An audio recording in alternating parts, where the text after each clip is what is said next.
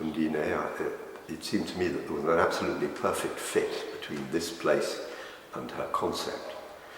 The CAUX Conference Centre was bought by Swiss in 1946 to help the process of healing in the European continent after the Second World War. So the idea of walls, breaking down walls, going beyond our own inner walls, discovering those barriers within us and between us, that has been very much part of the history of this house.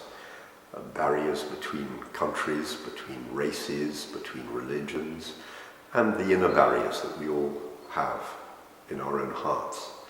So I was absolutely delighted to see this exhibition take shape here, and it feels just right. As a young man, I can remember traveling to East Berlin through the Autobahn corridor and seeing the Berlin Wall for the first time. And I can remember quite distinctly thinking to myself, I didn't say it to anyone, but I felt it in my heart, this cannot last forever, but I will not live long enough to see it go. And I'm absolutely delighted that I lived long enough to see the Berlin Wall fall down, and then later I had the same experience in apartheid South Africa. I thought, this cannot last forever, but I will not live to see it go. And I have lived to see that go. So I'm dreaming in my heart now, what other walls in the world today could I still see in my lifetime disappear? But those two changes both came partly out of a spirit in thousands of people, millions of people, who wanted change. And I think there's a great lesson there that big changes in the world, big, powerful, autocratic systems can come to an end when enough people decide. And that is also part of the message of this exhibition. A small group of us were meeting in the Netherlands in November 1989 to actually prepare the summer conference in CAUX of 1990.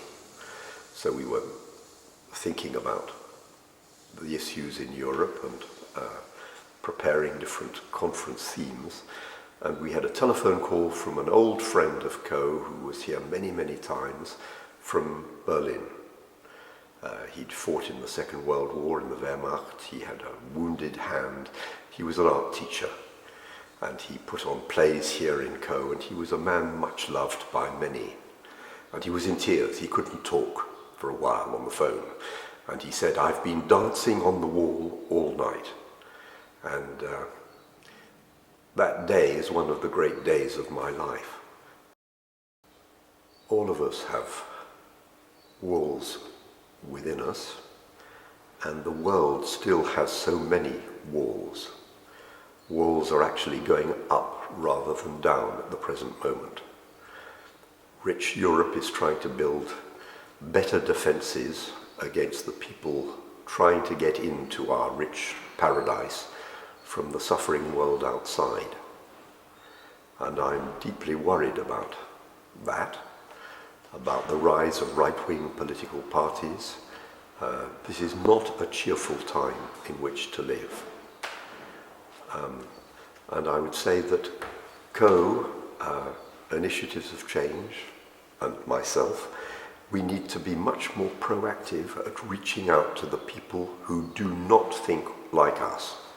The danger with a place like CAUX is that we bring together people who are already nice people, thinking nice things, who are open to the other.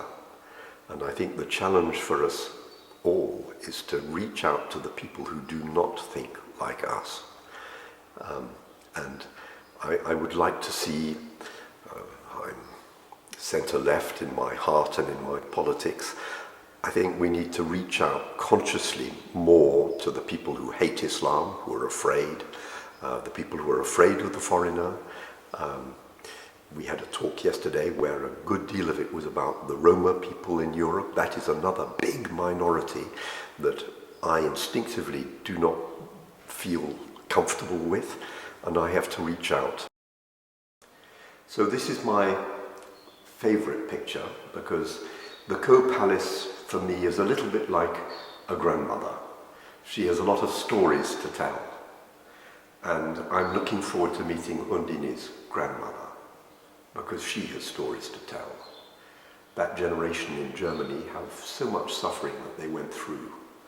And I've fallen in love with Brummel. If I had been able to choose something other than a picture, I would have chosen Brummel.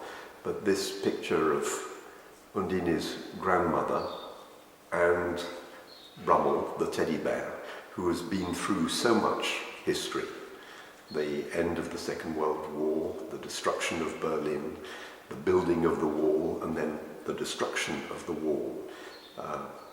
All of that is told to me through Brummel and through her grandmother.